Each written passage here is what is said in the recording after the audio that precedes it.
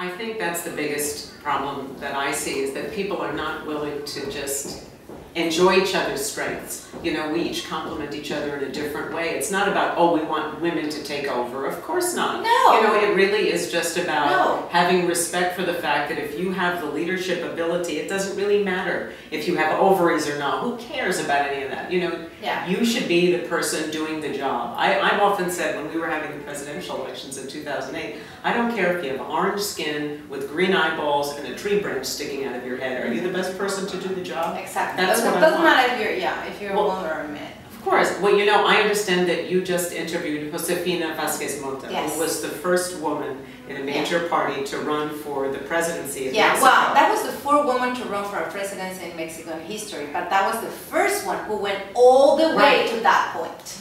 So she fought a lot to get to that point, to get the respect of the party to get there, because you know their own party, their own party, political party.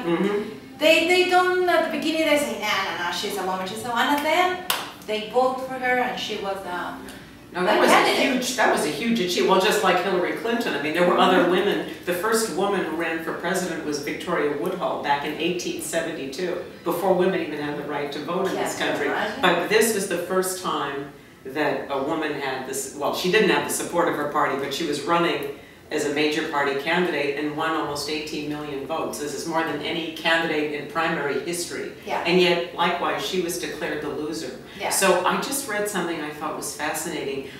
Someone I know who's very much involved in politics in Mexico was saying that she understood that Ms. Mota was also painted as bad mommy, because she has an overweight daughter or something, and she wasn't including her, she was ashamed of her. I was just reading all sorts of interesting things. Were they trying to take her apart with these same kinds of tactics? They always try to take her apart, but she have a great speech all the time when she talks with other people. And I think she get a lot of votes in Mexico. Obviously, I don't think, like a Mexican, I don't think Mexicans are ready to vote for a woman, like I always ask her, and I ask other people, is Mexico ready to have a Mexican in the big chair? Mexico still be the very macho country, you know. Well, we're still pretty macho. I know, but we in your state they hide it a little bit, you know. They just hide and they look pretty, but under the table it's so many issues too. But in Mexico, at least they don't hide it. They show it at the beginning. We're machos, and we don't want to allow a woman here who kind of tell me, hey, do this, clean the house, take the care. No. And I don't know why. I really don't know why, but I think that was a big step where the Mexicans were with in the last elections. Because if you see at the end, it's not that she got the third place, because at the end was 45 million votes. But that's still huge. From that's those an enormous accomplishment. 45 million votes, almost 1/3 was for her. That's amazing.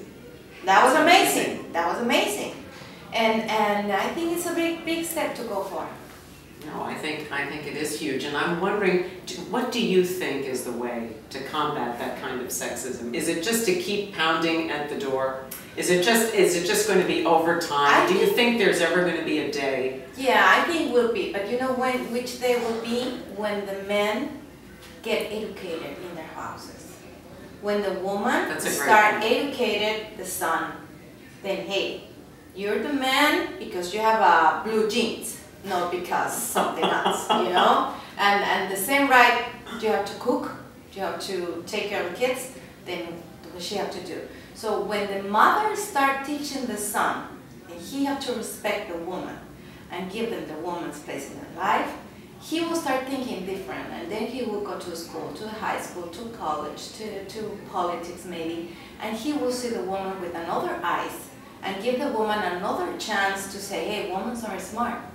Maybe they will say, like I say, we need a man in our lives. The man will be here, the woman will be here, but they need us. No, they'll be here. They'll be here, yeah, they'll be here. Well, maybe, they'll be here, but it's not like I'm going to have you in the house. Because a woman has very good brains, and I think that everything starts in their house. The mothers and the grandmothers have to teach those little kids. I think we that's are worth it, and we have a value.